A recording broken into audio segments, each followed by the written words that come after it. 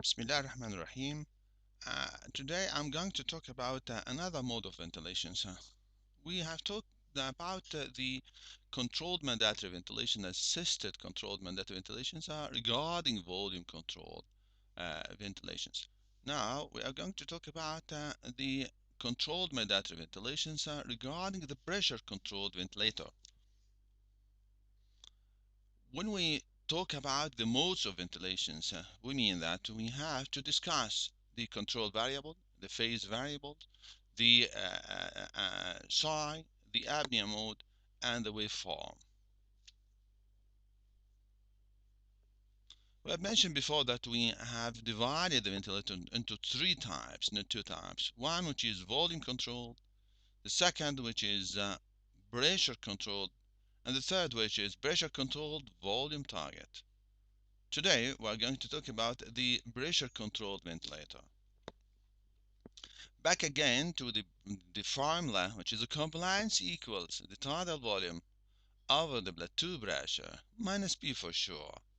This is a formula which determines the problems of rupturing the alveoli. Here this is a compliance which usually is fixed parameter, and this is the two items which are the variables. We fix usually one of them. In the volume controlled, we fix the tidal volume, and according to the compliance, the plateau pressure will result. In this type of ventilator, we fix the pressure itself, and for sure the compliance is fixed, and according to the set pressure, the tidal volume will result. So look at this. If the compliance of this patient is large, say this is a compliance is 50 ml per centimeter water. If we set the pressure to 10 centimeter water, and this compliance of the patient is 50, so this means that at that pressure the delivered total volume will be 500. Look, on the other hand, if the compliance is bad and the same pressure is 10, this is the set pressure, we set a pressure is 10, and the compliance is 25 or 20, so the total volume will be 250 or 200. So this means that this is affected, and according to this the total volume will be developed. So in this pressure controlled, we set the pressure, and according to the pressure will be the delivered tidal volume. And in this regard, we put the pressures to be away from the rupturing pressure, or the plateau pressure should be less than 35 centimeter water. If you go beyond this means that you are exposing the lung to be ruptured. So this is should be considered while you are dealing with this mode of type of ventilator.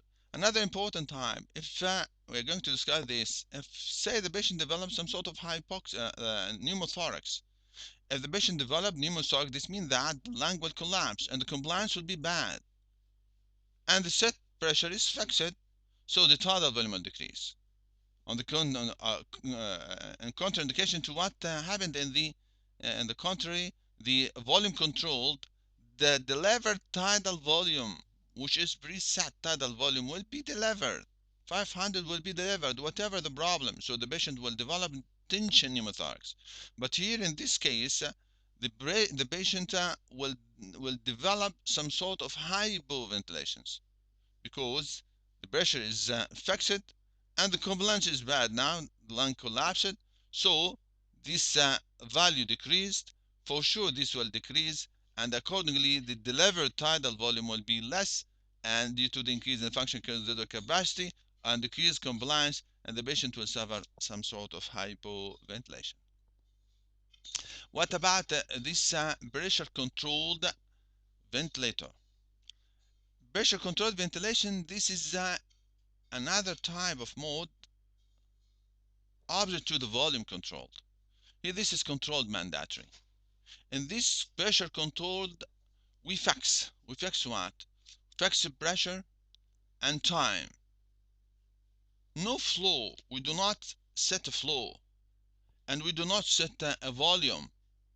But what we set at the time, inspiratory time, the maximum pressure of the inspiratory pressures, we add FI2 and respiratory rate. So this is very important. What about triggering? Triggering, for sure, this is controlled, it will be time. What about rising time? For sure, there is some sort of rising time. How fast you go to this pressure. What about the limit? This is a limit, this is a pressure, it is repetitions. Pressure will not exceed these pressures. What about cycle off? This is a time, it is repetitions. What about inspiratory pause? No inspiratory pause here in this pressure time. This is inspiratory pause present in the volume control. What about PEEP? You can set PEEP. What about the apnea? This is controlled mandatory ventilation. This is apneic mode, so there's no apnea. What about the psi? Psi is usually in the volume, not in the pressure. What about the waveform? Waveform is decelerating waveform. This is an obligatory because the pressure is fixed and the lung is inflated, so the flow decreases gradually. So this is this button should appear or will appear to you on the screen or the panel itself when you select the pressure control ventilations. You have to fill this, that, this, that. What are the others? The others will not appear for you. Look at this. This is the waves for the. This is a pressure time curve. This is a flow time curve, and this is a volume time curve. When you look at this is the start of the pressure. The flow. This is the start of the flow. Start of the flow to give you these pressures. So this is the pressure. This is with the rising time. You go rapidly by certain flow to reach to this flow, to this pressure. This is a very important point. So you have a preset pressure. You maintain this pressure for certain preset inspiratory time. And after that, you close the inspiratory lamp and open the expiratory lamp. This is a very important point. So in this case, well, you'll find that you go rapidly, so the pressure is accelerated to reach this point. How fast? This is according to the rising time. And this is you maintain this pressure. You maintain this pressure at that level. And after the end of preset inspiratory time, you stop. No flow, and so the pressure comes back to zero or to the preset value, which is a B maybe. Look at the flow. So this is the flow, increase. This is goes rapidly, or sometimes it goes slowly according to the rising time. And when the flow goes to that, it will develop this pressure. But the flow is increase in the lung volume, so the flow decreases gradually till it reaches to the zero at the time, at the preset inspiratory time. So it is decelerating, obligatory decelerating. So on the other hand, if you look at the volume controlled, it is preset flow, maintained flow. So the flow is rectangular, and the pressure is not like that, it's a big pressure. When it comes to the inspire, the tidal volume, this is the start of the tidal volume, it reaches to that level. This is the tidal volume. The tidal volume is not preset, but what we set is this pressure and the inspiratory time. So the tidal volume is the net result of this pressure, driving pressure, difference between this pressure and that pressure. That's the time, the resistance of the respiratory system, and the compliance. So this will result to this inspiratory tidal volume. So this is inspiration, and this is expiration. This is expiratory tidal volume. This is expiratory pause. This is the flow. Flow starts from this pressure and goes like that, and the flow. This is expiratory flow depends on a lot of factors to give you the shape of this expiratory flow, and this is expiratory pause. This is the same thing when you look at this is controlled mandatory ventilation. So here there's no triggering because it is time triggering. The patient has no effort. The patient is paralyzed or on muscle relaxant, something like that. The patient has nothing to do. This is a job of the machine itself. This is a job of the machine. This is starting. This is a rising time, rising pressure. So you go with the pressures fast. How fast? Maybe so rapidly like that, or slowly like that, or more slowly like that to get to this preset pressure. So the fixed is pressure. So the flow is decelerating, and this is a fixed preset inspiratory time. And the conclusion is this this is inspiratory tidal volume. So this is a shape of the pressure controlled ventilation. This is another very nice comparison between, we shifted, the patient was on volume controlled, and this is a pressure controlled. He's triggering here, he's triggering here. This is a pressure control. It goes fast to preset pressure, and this is preset inspiratory time. This is decelerating. Look at this is volume control. Volume control. This is preset flow and preset tidal volume. Preset tidal volume, preset flow, which is rectangular. So look at this. This is starting the pressure. This is the pressure resistance, and this is the pressure resistance. This is the peak pressure, and then the inspirable, non-inspirable here. This is the pressure resistance, and this is the pressure elastance, or to call the plateau pressure. So this is not. This is the shape of the pressure time curve. This is the shape of the pressure time curve and the volume control. This is rectangular and volume control. This is the flow. This is decelerating in the pressure control. This is the inspiratory tidal volume, which is preset. This is the inspiratory tidal volume, which is not preset. This is inspiratory pause, but here no inspiratory pause. This is the difference between volume controlled and pressure controlled ventilation. What is the benefit of this? How did the patient react with this pressure controlled ventilation regarding flow, volume, respiratory time, and the matching? When you look at this is the workload, the driving pressure here, which is the pressure is responsible for the delivery of this tidal volume, is the difference between the beep or the baseline pressure and this preset pressure, which is P max. This is the difference between this is the driving pressure, which is responsible for the delivery of the tidal volume in phase of what? In phase of the resistance and compliance of the patient. So simply you can say that the tidal volume which is not preset in the pressure controlled will depend on number one, the difference between the pressure preset pressures and the beep, in addition to the compliance of the patient and the resistance of the patient. Adding to it, this is an inspiratory time. So this is the effort. In this case, the effort for the patient is controlled. The mandatory ventilation is paralyzed. All the effort is that of the ventilator, which is the driving pressure here, is the driving pressure and the inspiratory times, which determine the tidal volume in phase of fixed respiration resistance and compliance of the patients. This is very important. So this is number one. Number two, the flow. The flow, for sure, we do not set a flow, but the flow depends on the difference between the beep and the peak pressure. This is the driving pressure in face of resistance and compliance. If the resistance and compliance increase, for sure the flow decrease. If the pressure and the resistance and the compliance decrease, the flow will increase in order to get to that point of pressure. So this is the change. But if the patient for the same for the time being, the patient is having resistance and compliance, which does not change from minute to minute. No, this is fixed. So the flow will be fixed for the same time for that time to reach to that point. But if there is some sort of change in the pressure due to spasm or something, resistance due to spasm or something like that, or the compliance due to some any pathology, infections, heart failure, something like that, this will lead to increase in this compliance and increase in the resistance. Concomitantly, there will be decrease in the flow, and so the flow will change. Flow will change in this case. So this is the flow. For the time, we can say that the flow is fixed for the same resistance and compliance to reach to that point.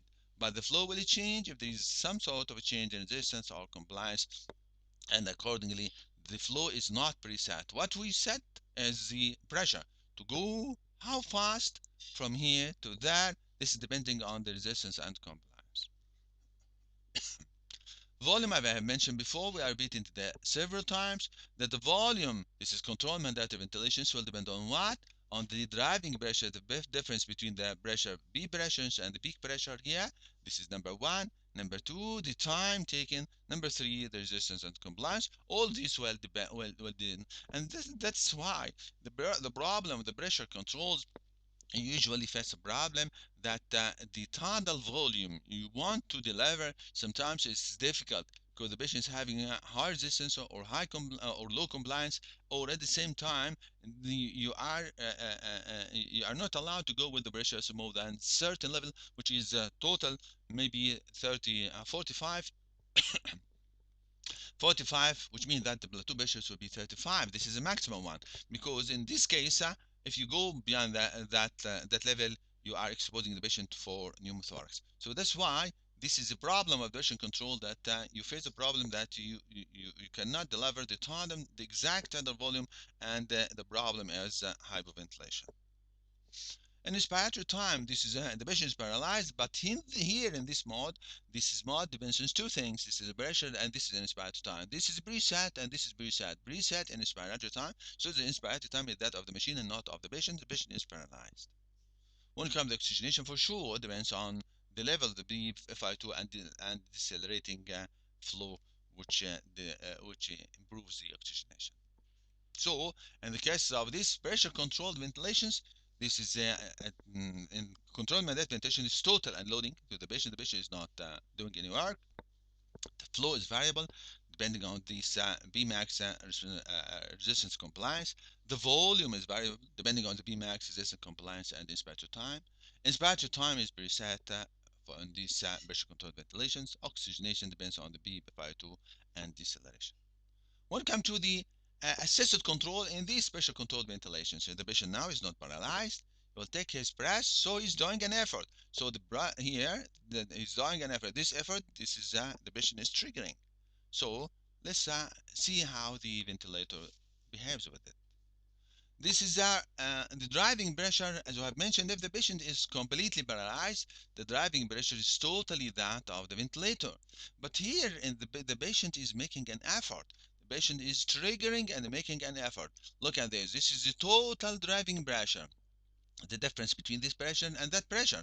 But here, if the patient is paralyzed, the driving pressure is the difference between the beep and that pressure, which is preset pressure. This is very important. So the patient, if the patient made an effort like that, if he increased the effort, this means that there's an increase in the driving pressure. Increasing the driving pressure for sure will increase the flow, will increase at the same time will increase the tidal volume. So this is the difference between that assisted control in pressure controlled ventilations and assisted control in volume controlled ventilation. Volume controlled ventilation, so whatever the patient is doing an effort, it is a preset tidal volume, a preset flow. Whatever the patient do, this is if the patient is making an effort in the volume controlled large effort, the ventilator is not allowed to deliver except the preset tidal volume. But here the tidal volume depends on these efforts. So this is a very important point. So the work here of the ventilator is fixed, but here this is a variable of the patients, which adds to the tidal volume, which adds to the flow, which adds to the work of breathing. So this is a work of breathing here. This is a ventilator work and patient work. But these are added, and the additions will add to the flow and the volume. This is very important. So this is a flow for sure, as I've mentioned, and the patient is making an effort, so the flow will increase due to according to the driving pressures exerted by the patient. When you come to the volume, as I mentioned before, this is a driving pressure responsible for delivery of certain volume, and this is added work of breathing by the patients, and this will add another volume to increase this volume, increasing the volume more, so the volume will increase and decrease according to the driving pressure of the patient added. So we have two driving pressure of the machine, which is fixed, and this is responsible for delivery of fixed or certain volume according to the distance and compliance to be added. This is another addition of the patient. When it comes to the inspirator time, as I have mentioned before, in this pressure control ventilations, we set the inspirator time, we set the pressure. So the inspirator time of the machine is preset. But what about the neural inspirator time? The inspirator time of the patients, for sure, it varies. It may, number one, see the same, it might be the same like that of the ventilator inspirator time. Neural, the same like the ventilator. Patient inspirator time will be the same like that of the ventilator. This is no problem. It's good matching. When it comes to this, no, the patient inspirator time is less than that of the machine inspirator time. This is a mismatching. We are going to discuss this later in a separate lecture. Or the reverse. The inspirator time of the patient is larger than that of the machine. So this is another mismatching. So how can we detect it and how can we adjust it? This is another problem. So this is the problem of this is the problem of this pressure controlled ventilation and regarding the time. So the time, this is a problem for mismatching. Oxygenation, this is an oxygenation of the patient depends on level of beep, Fi2 decelerating flow. When you look at the session control from the patient control ventilation, so this is usually this partial unloading. Partial because the patient is doing an effort. The flow is variable, the volume is variable, and this might satisfy the demand of the patient, but the dispatch rate is preset, and this might lead to some sort of mismatching with the patient. As I have mentioned before, the major drawback of this pressure controlled ventilations is the tidal volume. The tidal volume might be very small, or you might not go with the required high tidal volume. This is due to the patient, especially in patient COPD, and which is the function resistor capacity is high, and the function resistor capacity is high, and if you add some sort of another tidal volume, you might exceed the unsafe plateau pressure, which is 30 to 35 centimeter water. So this is a very important one. So the functions of the capacity will be high in COPD, bronchial asthma, or in ARDS due to the presence of baby lung, or decreased compliance to any regions. For in this case, the added tidal volume to the increased functions of the capacity while you are limiting yourself by certain pressure. So this means that you will not go beyond this one. So that's why when you are dealing with this, with these patients, you have to watch out at the expiratory time constant in order to say, in order to know what is the maximum respiratory rate to be for these patients. Otherwise, if you exceed that, well, you will develop dynamic hyperinflations, and the functions of capacity will increase more, and accordingly to the preset fixed pressure, the tidal volume will decrease, and the minute volume will will decrease, and the patient will develop some sort of hyperventilation. So look at this. If the patient develops some sort of tachypnea, or the rate is more than the estimated expiratory time constant or estimated respiratory rate. So in this case, the time required for the exhalations of the tidal volume will not be sufficient, and air will be trapped. So this means that there is increase in the functions of the capacity, and you have a limit, a ceiling limit of the pressures. So this in this case, the compliance will increase. It will increase, and the compliance will decrease, or the plateau pressure will increase due to the increase in the tidal volume or the function residual capacity. And so this is the time, the volume left for you to deliver tidal volume will be not sufficient, and so the patients will develop some sort of hypoventilation.